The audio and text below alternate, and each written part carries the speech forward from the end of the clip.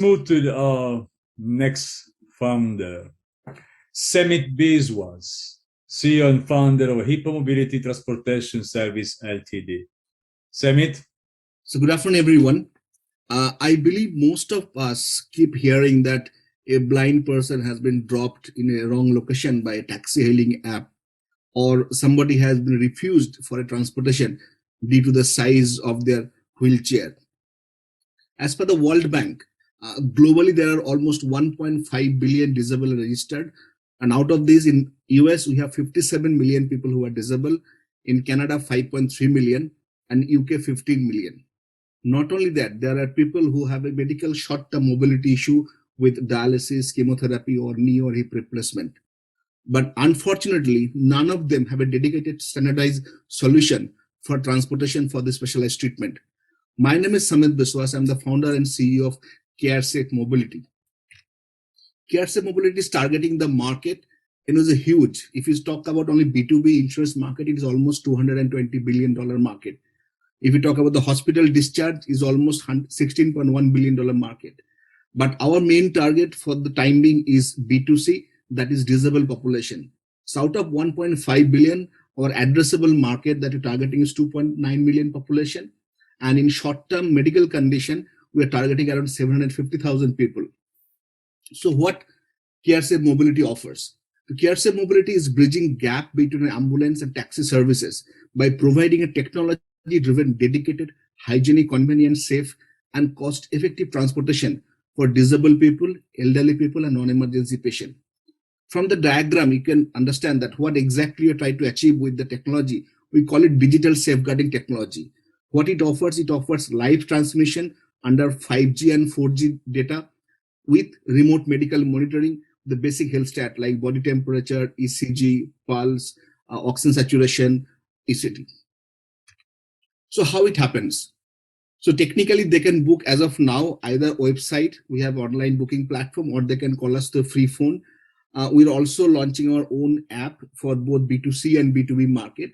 And after that, we have a very important step, that is risk assessment, because we all know these are very specialized people. They're not like normal people. So you need to understand the need, their size of wheelchair, the location they're living in, whether they are in apartments or house, semi-detached, detached, number of stairs, lifts, all those things. After that, we send them a quotation. These all are automated. Once they're happy, then they accept it, and then the vehicle arrives. Once we take the patients on, the transmission started.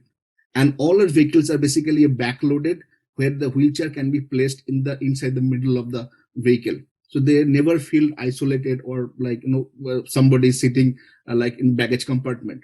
And upon arrival, we ask for the feedback, and then again the whole journey process continue. During this process, if any medical emergency happens, because all our drivers are medically trained, we have onboard oxygen and everything. If they try to manage, if they cannot manage with the existing support and resources, they will escalate to the emergency, either 999 in UK or 911 in US and Canada.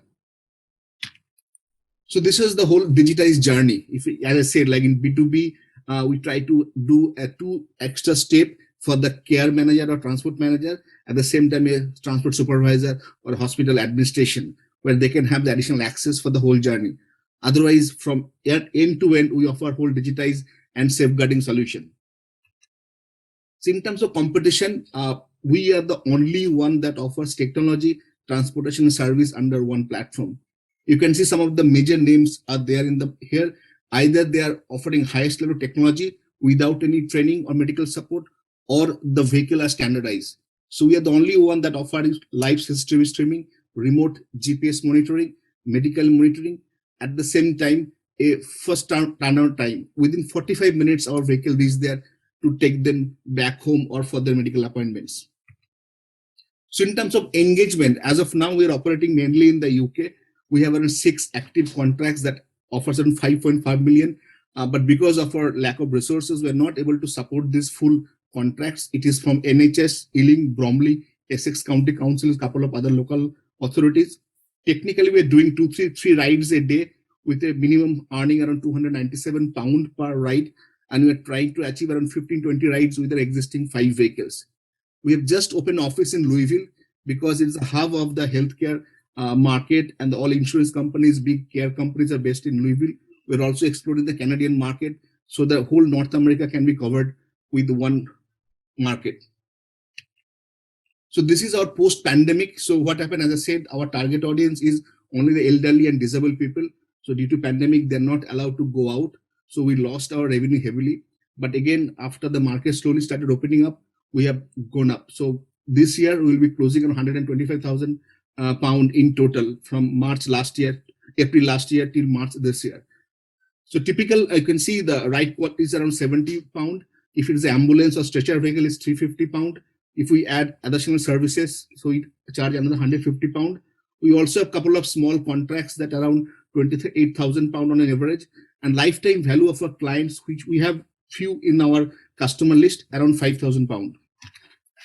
So this was the whole journey. We started back in 2019, and so 2020 went up. Then again in pandemic it went down, and this year we are again closing 125,000 pound.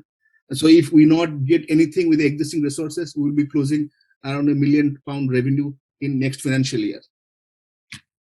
So this was the impact. So as of now, we are getting around 30,000 visitors every month on our website with the 500 calls.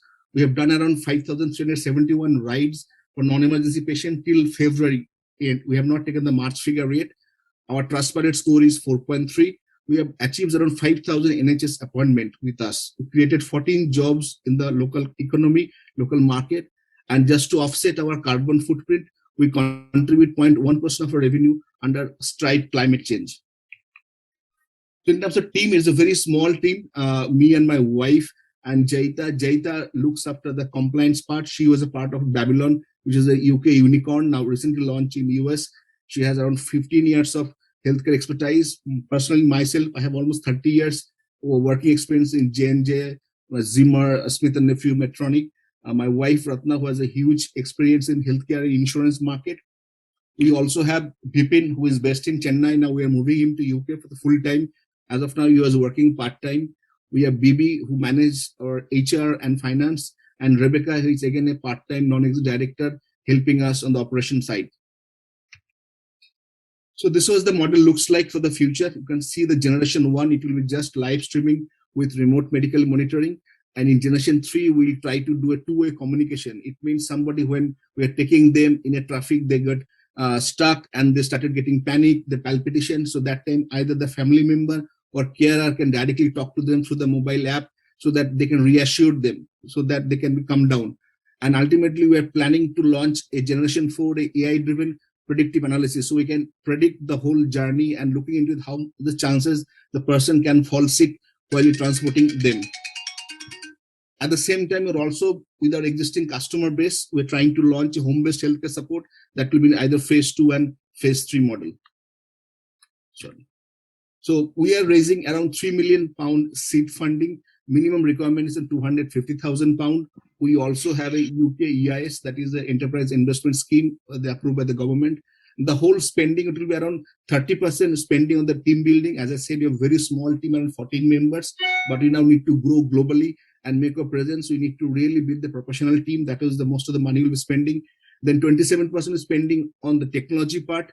Around 23% will be spending on the marketing, 13% on vehicle, because vehicle is not our core area of business. We won't be managing 10,000, 15,000 vehicles all over the world.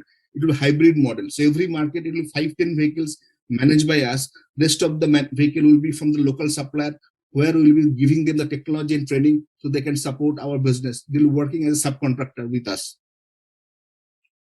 So this is a snapshot, looks like as of today. So we have done almost £600,000 revenue in total.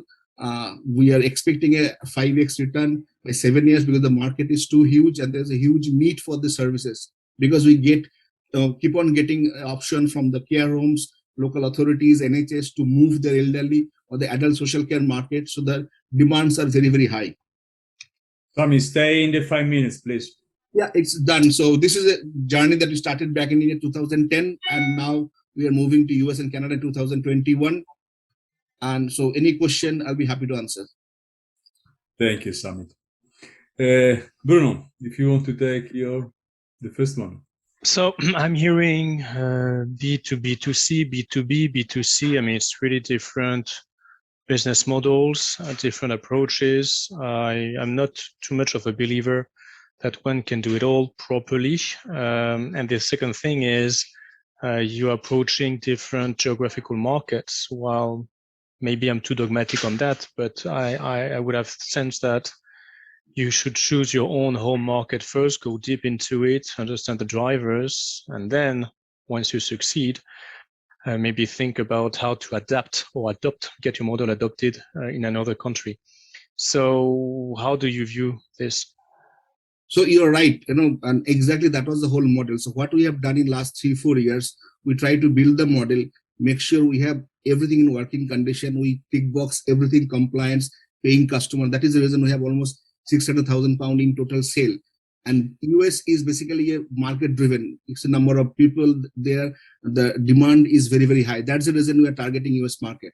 So we have seen the market is operating here. And the reason we say B2B and B2C, because in UK it's completely B2B market. Here, the payers are the NHS, local authorities. We have only 10-20% revenue coming from the direct patient or some insurance companies. Whereas in US, completely it's a insurance-driven market. So that is why we are targeting both the segment. And exactly that is the whole idea. So we tried the product in the market in UK, which is completely regulated, we're performing well. And now we are expanding in US market where we have the higher customer, higher number of paying capacity and more business. Okay, if I may, another question. I mean, I saw the increase in terms of revenue per customer, but how does it compare with your direct competitors that you mentioned on the slide? Are you more expensive, less expensive? No, we are 1/7 of the ambulance cost. So ambulance wise, we are 1/7, almost 70% cheaper than ambulance and 20% cheaper than normal taxi services. And that is where we say we are creating a third care pathway, which is neither a taxi nor an ambulance. We are in between. Okay, thank you. To that point, do you think that these are your direct competitors? Because as you know, there are a lot of NGOs that in fact are using these small funds, right? And also for free to serve your same customers, right? That's the first. And the second is assuming that you are driving a kind of a technological transformation here. I mean, it's a Uberization in fact, right? This is what you're following here. In fact, do you think that it's better to be vertically integrated, right? I'm not talking about B2B, B2C, the business model here, the customers, the sales, but in fact, what you have in your value chain, right? Because you have the software, you have the telemedicine, right? You have the leasing. So you are intensive in using people, right? The drivers, you have to train them, you have to track them, you have to incentivize them, right? I mean, do you think that it's better to be a one-stop shop or to go more on the kind of strategic partnership kind of approach?